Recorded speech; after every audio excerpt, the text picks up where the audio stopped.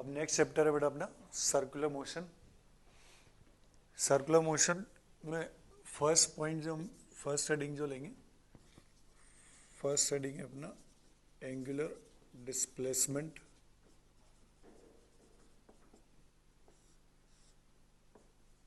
Theta, angular displacement, इसको हम represent करते हैं थीटा से। डेफिनेशन, डिफाइन इसको कैसे करते हैं मैं बोलता हूँ, इसको लिख लो। फर्स्ट पॉइंट, एंगुलर डिस्प्लेसमेंट मतलब क्या होता है, जैसे लिखूं, if a particle rotate in circular path, if a particle rotate in circular path, then angle made by its radius vector, then angle made by its radius vector is known as angular displacement. Simple C definition है, particle, if particle rotating in circular path, then angle made by radius vector is known as angular displacement. Angle made by radius vector. अब angle made by radius vector, ये angular displacement है। अब पहली बात तो radius vector का मतलब क्या हुआ, अब वो भी देखो। जैसे मान लो कोई पार्टिकल सर्कल में रोटेट कर रहा है, ठीक है, जैसे सर्कल का सेंटर है। अब जैसे पार्टिकल किसी पॉइंट ए पर है, जैसे ओरिजिन, इसके सेंटर को ओरिजिन मान लें, तो ये तो ए पॉइंट पर है। अब रेडियस वेक्टर का मतलब क्या हुआ, देखो, जैसे हमने वन डायमेंशन में पोजीशन वेक्टर पढ़ते थे। पोजीशन वेक्टर मतलब क्या होता था, पार्टिकल की ओरिजिन से पोजीशन बताने वाला वेक्टर, है ना। जैसे मान लो ये पार्टिकल ए पर है, इसको मैं ओरिजिन बोल दूं तो क्या हो गया, इसकी पोजीशन बताने वाला वेक्टर कौन सा हो गया, ये वाला वेक्टर। तो ये इसका पोजीशन वेक्टर है। तो इस पोजीशन वेक्टर को ही देखो हम रेडियस वेक्टर बोल देते हैं यहाँ पर।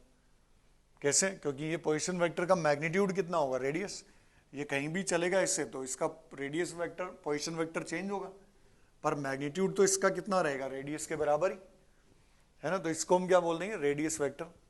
तो सिंपल सी डेफिनेशन है, angle made by radius vector. तो अब जैसे मान लो पार्टिकल सर्कल में रोटेट करना स्टार्ट किया, अब इसका ये रेडियस वेक्टर हो गया। अब ये पार्टिकल ए पॉइंट से चला, किसी दूसरे पॉइंट पर आ गया बी पर, ऐसे चलना स्टार्ट किया और ऐसे चलता हुआ किसी बी पॉइंट पर आ गया, तो बी पॉइंट तक जाएगा, तो जो रेडियस वेक्टर है वो भी क्या होगा, इसके साथ साथ रोटेट करेगा, तो रेडियस वेक्टर भी पहुंच गया यहाँ पर बी पर।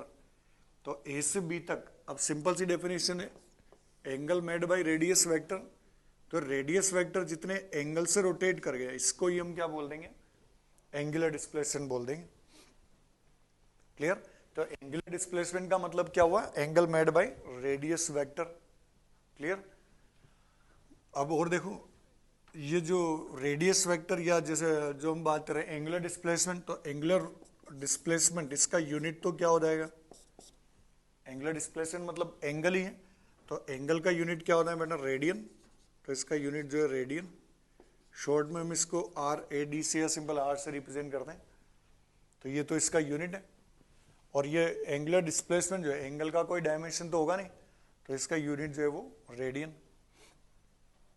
ठीक। और जो अपने को इसमें पॉइंट ध्यान रखने, जैसे मान लो कोई पार्टिकल सर्कल में रोटेट कर रहे हैं, तो नेक्स्ट पॉइंट पे लिख लूं, मैं बोलता हूं, इसको लिख लूं, if a particle rotate in circular path.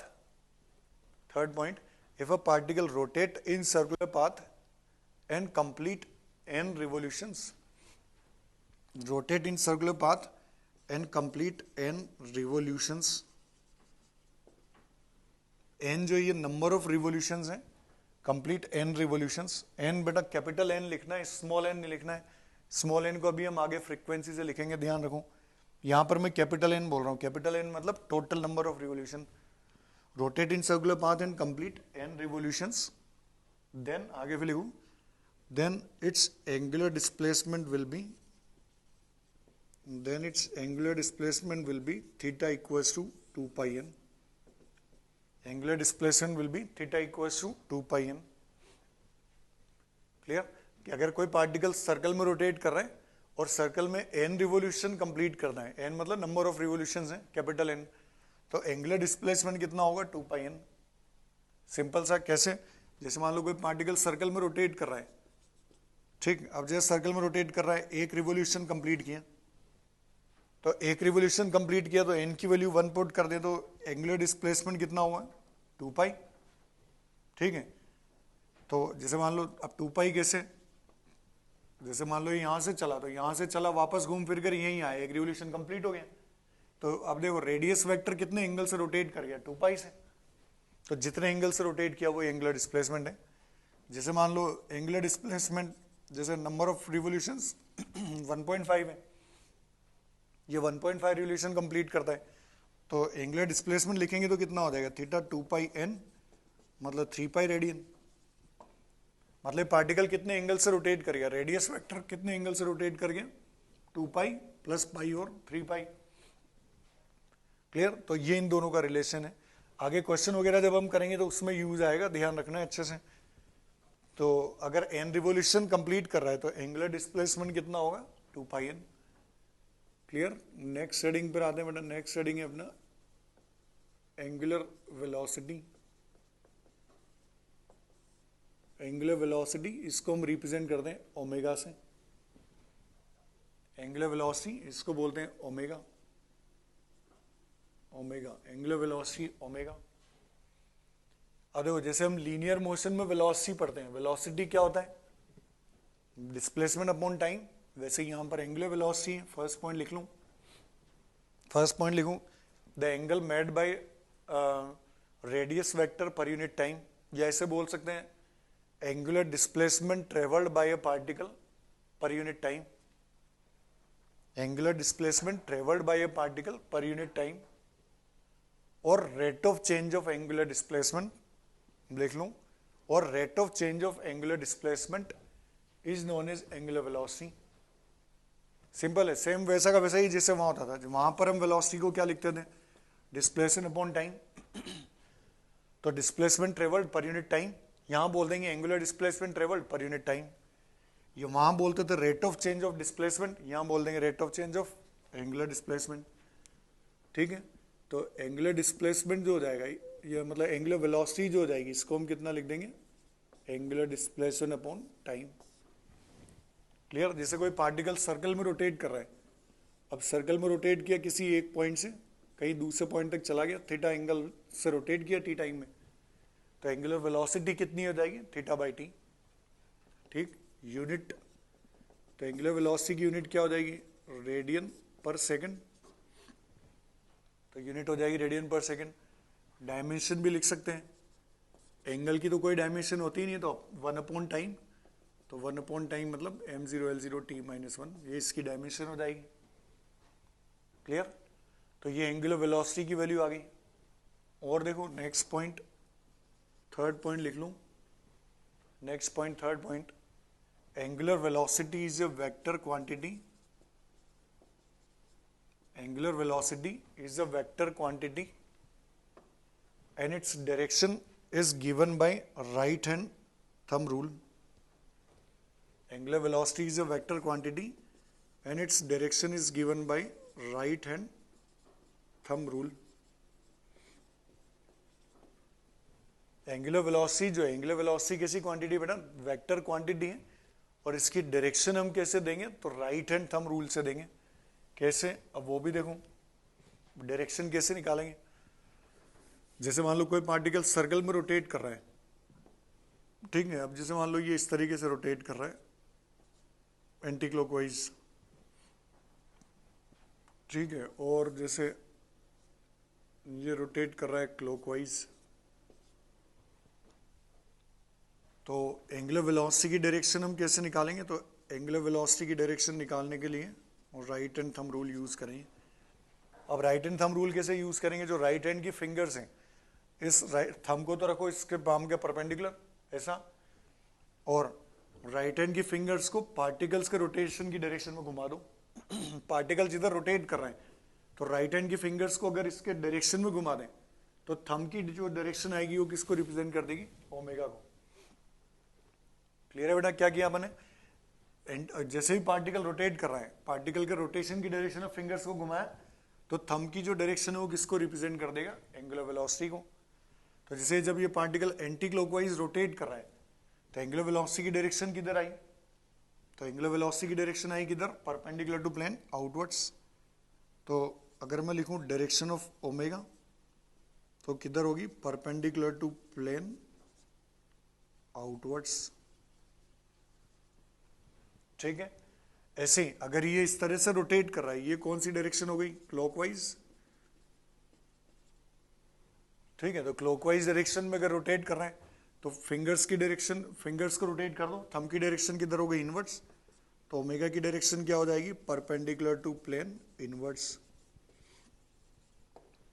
Clear है बेटा, कहने का मतलब क्या है, ओमेगा की जो डायरेक्शन है, एंगुलर वेलोसिटी की जो डायरेक्शन है वो किधर होगी, परपेंडिकुलर टू प्लेन आउटवर्ड्स होगी या इनवर्ड्स होगी। परपेंडिकुलर टू प्लेन मतलब रोटेशनल प्लेन, जिस प्लेन में रोटेट कर रहा है तो रोटेशनल प्लेन के परपेंडिकुलर होगी। ठीक है, जैसे मान लो फैन रोटेट कर रहा है, फैन रोटेट कर रहा है जिस प्लेन में, तो ये प्लेन, तो ओमेगा की डायरेक्शन क्या होगी, प्लेन के परपेंडिकुलर, या तो आउटवर्ड्स या इनवर्ड्स। तो इस तरीके से हम एंगुलर वेलोसिटी की डायरेक्शन लिखते हैं। क्लियर है, तो एंगुलर वेलोसिटी कैसी क्वांटिटी है, वेक्टर, डायरेक्शन हम कैसे देंगे, तो राइट हैंड थंब रूल से देंगे। चलो अब और इसमें आगे बात करते हैं एंगुलर वेलोसिटी के लिए कुछ और पॉइंट्स और जो अपने को ध्यान रखने, जैसे नेक्स्ट पॉइंट अपना fourth point, fourth point, relation between angular velocity omega, relation between angular velocity omega, time period T and frequency n, relation between angular velocity omega, time period t and frequency n। Frequency को small n से हम show करेंगे, frequency को small n या कई जगह books में देखा होगा f से भी रिप्रेजेंट कर सकते हैं, तो n या f से इसको रिप्रेजेंट कर सकते हैं। तो देखो एंगुलर वेलोसिटी, टाइम पीरियड और फ्रीक्वेंसी का रिलेशन क्या हो जाएगा, तो तीनों का रिलेशन हम क्या लिखते हैं, ओमेगा इक्वल्स टू कितना लिखते हैं ना, 2π/t, या ओमेगा इक्वल्स टू कितना लिख सकते हैं, 2πn। ठीक है, और फ्रीक्वेंसी टाइम पीरियड दोनों का रिलेशन क्या होता है, फ्रीक्वेंसी 1/टाइम पीरियड के बराबर। क्लियर है, टाइम पीरियड को हम डिफाइन कैसे करते हैं, जैसे बचपन से बन पड़ता है, टाइम पीरियड मतलब time taken to complete one revolution, एक रिवोल्यूशन कंप्लीट करने में जो टाइम लगेगा वो क्या है, टाइम पीरियड। क्लियर, और फ्रीक्वेंसी क्या है बेटा, फ्रीक्वेंसी मतलब number of revolutions per second, एक सेकंड में जितने नंबर ऑफ रिवोल्यूशंस हैं वो फ्रीक्वेंसी है। तो ओमेगा की वैल्यू क्या लिख सकते हैं, 2π/t या 2πn। यूनिट भी ध्यान रखनी है, अगर टाइम पीरियड की बात करें तो टाइम पीरियड का यूनिट तो क्या हो जाएगा, टाइम पीरियड तो टाइम के बराबर है, तो टाइम का यूनिट सेकंड, ओमेगा का यूनिट तो क्या था, रेडियन पर सेकंड, इसका यूनिट सेकंड।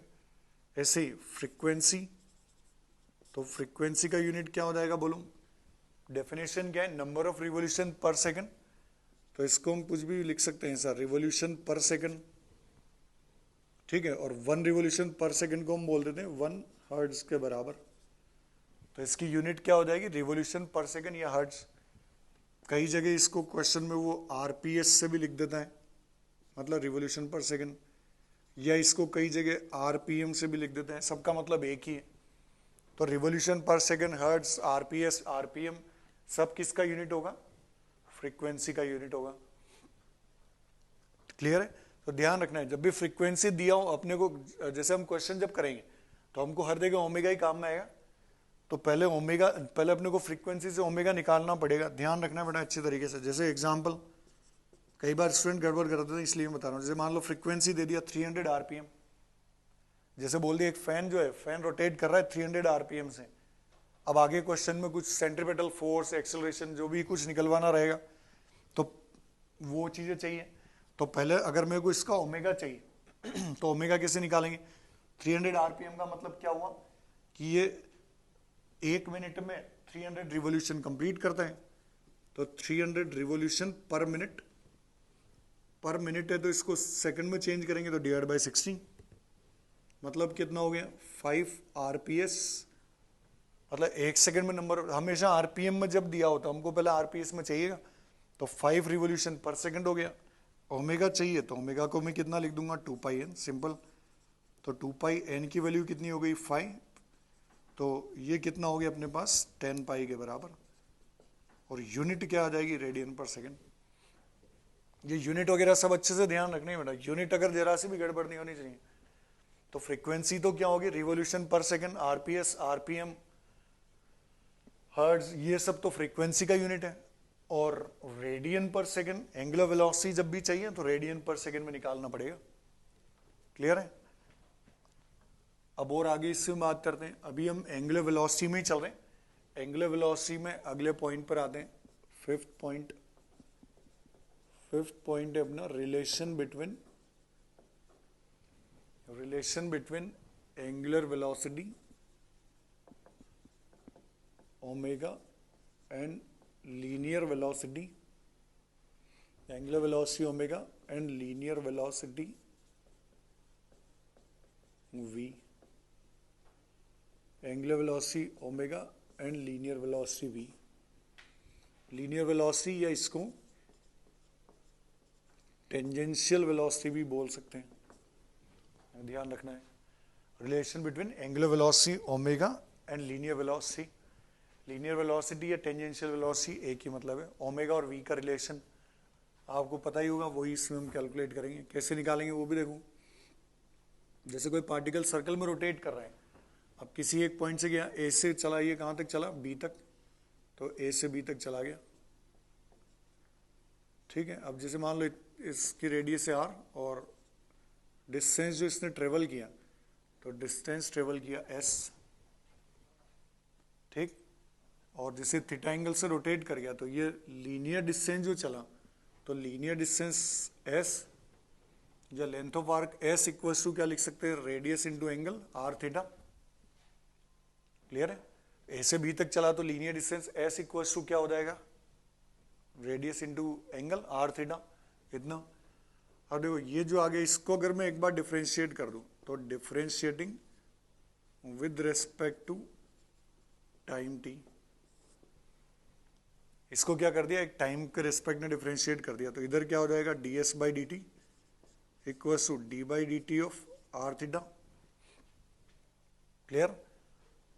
अब देखो ds by D T equals to R theta. R तो क्या है, आर तो कांस्टेंट है। पार्टिकल सर्कल में जितना भी रोटेट करेगा, थीटा चेंज होगा या एस चेंज होगा, आर तो कांस्टेंट ही रहेगा। तो आर तो कांस्टेंट बाहर, D theta by D T.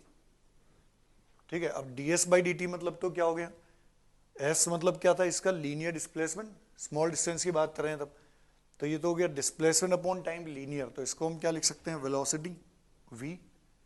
D theta by D T मतलब क्या हो गया, rate of change of angular displacement. ये क्या हो गया बेटा, थीटा बाई टी मतलब ओमेगा, तो इसको लिख सकते हैं हम कितना, ओमेगा, तो ओमेगा आर। तो लीनियर वेलोसिटी और एंगुलर वेलोसिटी दोनों का रिलेशन क्या हो जाएगा, v equals to omega are.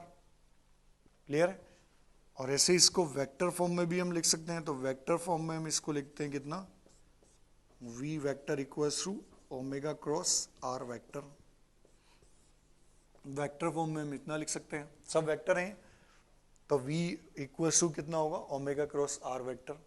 ध्यान रखना है, आर क्रॉस ओमेगा नहीं लिखेंगे, ओमेगा क्रॉस आर लिखेंगे। रीजन, अब देखो एक एक चीज ध्यान से समझना क्या कर रहे हैं। जैसे मान लो एक पार्टिकल यहां से चला है, ठीक, सर्कल में रोटेट कर रहा है ऐसे, अब देखो ऐसे रोटेट कर रहा है, तो लीनियर वेलोसिटी या टेंजेंशियल वेलोसिटी की डायरेक्शन तो किधर होगी, टेंजेंट के अलोंग। जैसे मान लो एक स्ट्रिंग से एक पत्थर को बांधा, घुमा रहे हैं, तो अब ऐसे घुमा रहे हैं तो क्या होगा, लीनियर वेलोसिटी की डायरेक्शन तो किधर होगी, टेंजेंट के अलोंग, v की। ओमेगा किधर होगा, अगर ये ऐसे रोटेट कर रहा है तो ओमेगा की डायरेक्शन किधर हो गई, परपेंडिकुलर टू प्लेन, ओमेगा की डायरेक्शन ऐसे। आर वेक्टर क्या है, आर वेक्टर मतलब इसका पोजीशन वेक्टर, रेडियस वेक्टर, तो ये आर वेक्टर की डायरेक्शन है। डायरेक्शन यूनिट सब ध्यान रखनी बेटा अपने अच्छे से। अब अगर मान लो मैं ओमेगा क्रॉस आर निकालता हूं, समझना ध्यान से क्या कर रहे हैं, ये तो v की डायरेक्शन, ओमेगा किधर है, परपेंडिकुलर टू प्लेन, ये ओमेगा की डायरेक्शन। ठीक है, अब देखो ओमेगा क्रॉस आर निकालो, किधर आया, ओमेगा की डायरेक्शन किधर है, बाहर, आर की डायरेक्शन इधर। तो अगर मैं ओमेगा क्रॉस आर निकालूं, तो ओमेगा क्रॉस आर की डायरेक्शन किधर आएगी, क्रॉस प्रोडक्ट कैसे निकाल दें, एक वेक्टर की तरफ फिंगर्स, दूसरे वेक्टर तक घुमा दो, तो ओमेगा बाहर है, तो ओमेगा की तरफ फिंगर्स करके देखो कैसे होगा। तो ओमेगा की तरफ फिंगर्स, ओमेगा से आर तक घुमाया, थंब की डायरेक्शन किधर आ गई, ऊपर, ऊपर मतलब किधर आ गई, वी के पैरेलल, है ना। अगर मान लो आर क्रॉस ओमेगा कर दो, तो आर की तरफ फिंगर्स, ओमेगा तो घुमाएंगे, तो ये किधर मिल जाएगा माइनस वी, तो गलत हो जाएगा।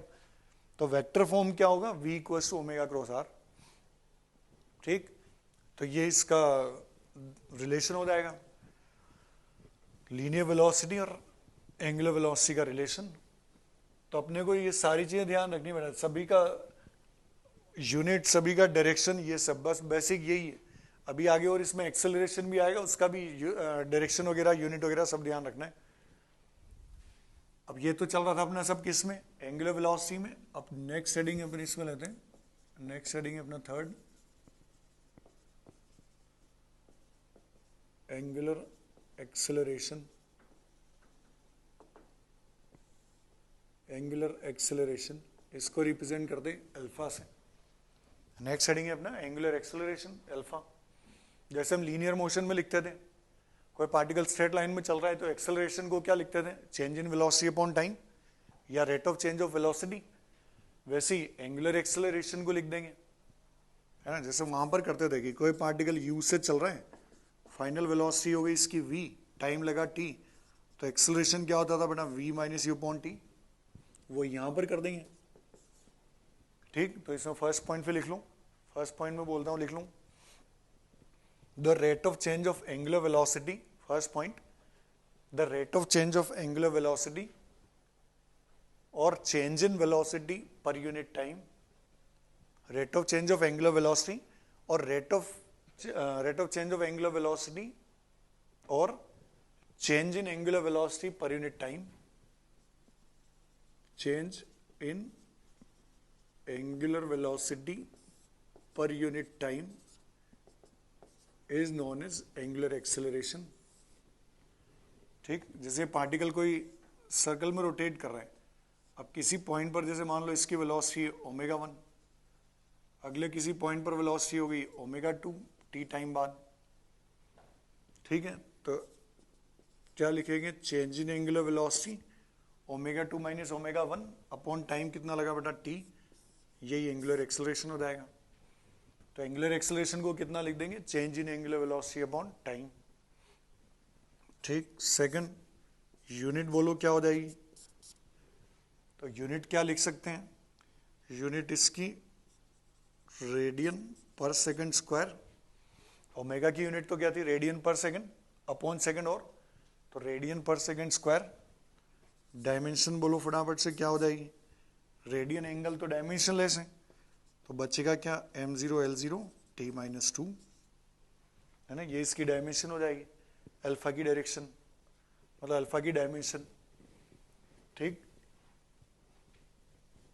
और आगे लिख लूं, नेक्स्ट पॉइंट, थर्ड पॉइंट पर आ जाऊं, थर्ड पॉइंट डाल के लिख लूं फटाफट से। थर्ड पॉइंट पे लिखूं, angular acceleration is a vector quantity. Angular acceleration is a vector quantity and its direction is perpendicular to rotational plane. Angular acceleration is a vector quantity and its direction is perpendicular to rotational plane. या ऐसे बोल सकते हैं, perpendicular to rotational plane मतलब in the direction of change in angular velocity, along the direction of change in angular velocity. जैसे हम acceleration में लिखते थे ना, क्या लिखते थे, v minus you upon T. तो एक्सेलरेशन वेक्टर क्वांटिटी, डायरेक्शन किधर होगी, जो चेंज इन वेलोसिटी की डायरेक्शन होगी, मतलब चेंज इन वेलोसिटी के अलोंग। वैसे इसमें लिखेंगे ये भी वेक्टर है, तो अल्फा की डायरेक्शन क्या होगी, जो चेंज इन एंगुलर वेलोसिटी की डायरेक्शन होगी। क्लियर, मतलब खैर जो भी होगा रहेगा किधर, इसकी direction perpendicular to plane. Perpendicular to plane outwards भी हो सकता है या इनवर्ड्स भी हो सकता है, जैसे ओमेगा था। ठीक है, next point, fourth point, relation between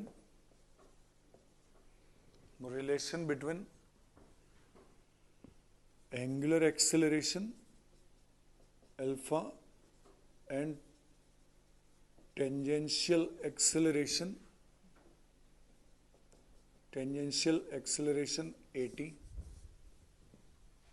relation between, fourth point लिखो, relation between angular acceleration alpha and tangential acceleration at। Tangential acceleration या इसको लीनियर एक्सेलरेशन भी बोल सकते हैं। तो एंगुलर एक्सेलरेशन और टेंजेंशियल एक्सेलरेशन का रिलेशन, कैसे निकालेंगे अब वो भी देखूं। जैसे अपन ने वेलोसिटी का रिलेशन लिखा था वैसे ही, तो linear velocity v equals to तो कितना आया था, लीनियर वेलोसिटी या टेंजेंशियल वेलोसिटी, ये तो आया था ओमेगा। अब इसको फिर मैं एक बार डिफरेंशिएट कर दूं, तो differentiating with respect to time t, तो क्या हो जाएगा बेटा, इधर dv अपॉन dt, इधर क्या हो जाएगा d by D T of omega R. Clear? या क्या लिख सकते हैं, dv upon D T, R तो कांस्टेंट बाहर, अंदर क्या बच गया, d omega by D T, ये इतना है। dv बाई डी टी का मतलब तो क्या हो गया, rate of change of velocity या rate of change of tangential velocity, तो ये तो at, ये क्या हो गया, rate of change of angular rate of change of angular velocity, मतलब अल्फा इंटू आर, तो at इक्वल्स टू हम कितना लिख सकते हैं, अल्फा आर।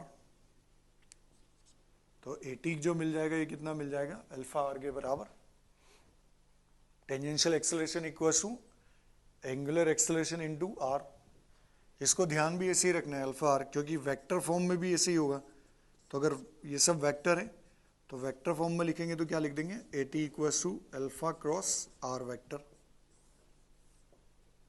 क्लियर है? ध्यान रखना है, जैसे v equals to omega cross R होता था, वैसे ही अभी r क्रॉस अल्फा नहीं लिख सकते हैं, अल्फा क्रॉस आर के बराबर ही लिख सकते हैं।